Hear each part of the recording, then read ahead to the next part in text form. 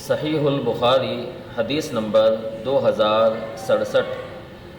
راوی حدیث سیدنا انس بن مالک رضی اللہ تعالی عنہ پیارے پیغمبر علیہ السلام سے روایت فرماتے ہیں، آپ علیہ السلام نے فرمایا، من سرہ ان ینسع لہ فی اثرہ ویوسع علیہ فی رزقہ فلیصل رحمہ۔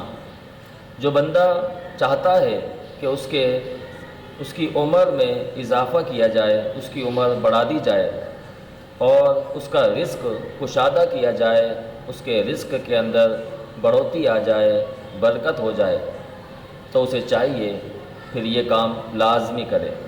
اس کے کرنے سے اللہ رب العالمین اس کی عمر میں بھی اضافہ فرماتا ہے اور اس کے رزق میں بھی اضافہ فرماتا ہے۔ آپ نے فرمایا فلیصل رحمہ، اسے چاہیے رشتہ داریوں کا خیال کرے، اسے جوڑے۔